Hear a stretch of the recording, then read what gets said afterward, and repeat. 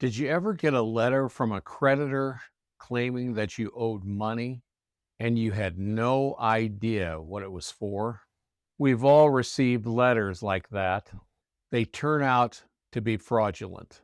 Did you know your ancestors made a loan to you, one that is still being repaid?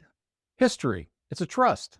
It's something the past hands forward, hoping we'll carry it honestly for the next generation. Every time we tell a story about the past, we have to make a choice. We can honor the people who lived it by telling it faithfully, or we can twist it to make ourselves look better. The way we speak about the dead becomes part of the world that the living inherit. That's why the final habit of historical consciousness, the habit of responsibility, matters so much. History isn't just intellectual, it's moral. Hi, I'm Liam, a retired history professor. In this seventh and last video in the series, 7 Habits of Historically Conscious People, I'm going to explain the dangers of irresponsible history telling and tell you how to get out of debt to the past and become more historically conscious. And I'll sprinkle in a few historical stories.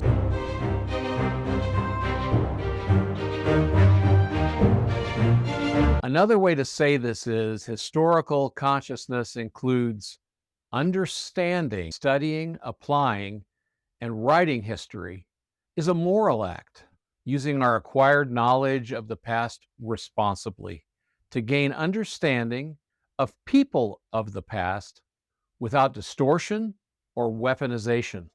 We all use the historian's legitimate tools, including refuting invalid arguments and methods used by bad actors who present real facts in their nefarious lies. Doing history, though, is a moral act. To make proper choices about the past is why we need the habit of responsibility. Now, by moral, historian John Lukacs doesn't mean preaching at the past or dragging historical figures into a courtroom of modern opinions. He means something much deeper. He means that the very way we remember, interpret, and tell the past carries moral weight. Because history is a powerful force, the greatest danger is not that we will falsify the evidence of the past, though that is immoral also. Lukacs often warned that the most significant historical falsehoods aren't made of fictions at all. They're made of true fact, arranged falsely, carefully selected facts and ordered to serve someone's ideology. Every fact may be correct, but the story becomes a lie. And resisting that temptation, especially in a time when narratives are for sale everywhere, resisting that is one of the most important moral acts a historian or a reader of history can perform. So when someone like Lukacs says history is moral, he isn't telling us what conclusions to reach. He's telling us how to approach the past with honesty, with humility, with dignity toward the dead, with responsibility toward the living, and with courage against distortion. Because in the end, truth-telling, honest, careful truth-telling, is always a moral act. Let me give you an example. My primary research area was early modern England. One of the significant problems for the Tudor dynasty of the 16th century was responding to their legitimacy in ascending to the throne. The Tudors sought to use historical facts to unite the kingdom after defeating Richard III at the Battle of Bosworth in 1485. That battle is what effectively ended the famous Wars of the Roses. The Tudor portrayal of Richard was as a hunchbacked monster, murderer of nephews, and embodiment of tyranny. Were some of those details about Richard III true? Well, possibly. But archaeology has disproved many of the physical deformities, something that might have convinced some people that God was not on his side at the time. But Tudor chroniclers, including Shakespeare, by the way, drawing on their work, arranged these details into a moral caricature meant to legitimize the Tudor dynasty. The facts were selected carefully and arranged to produce a verdict. Richard III was a tyrant. Lukacs himself discusses this example in his marvelous book on historical consciousness. You need to read it. The propaganda about Richard III was one of history's classic examples of truths arranged into a meaningful falsehood. Here's another more recent example, though. Hitler's rise as an inevitable outcome of economic crisis, Treaty of Versailles anger, and Weimar weakness. If you're not familiar with all those terms, they're easy to find and look up. All the facts are true, but the arrangement is false. Why? Because inevitability removes human choice and replaces it with machinery. Lukacs emphasized Hitler barely won and often lost elections. Crucial decisions by reactionary politicians enabled him, not just these other factors. Foreign leaders underestimated him. The Germans did not inevitably choose dictatorship. Other individual personalities, like Hindenburg, mattered enormously in the equation. So, when historians chain together facts to suggest a mechanical march toward totalitarianism, Lukacs says they create a false inevitability. He called this inevitability a great untruth built entirely out of truths. This vigilance, though, seems like a lot of work until we remember that the bulk of distorted history comes in correct facts arranged out of context. This is the fallacy of historical proof texting. Bad actors cherry pick events that prove their point, ignoring those that don't.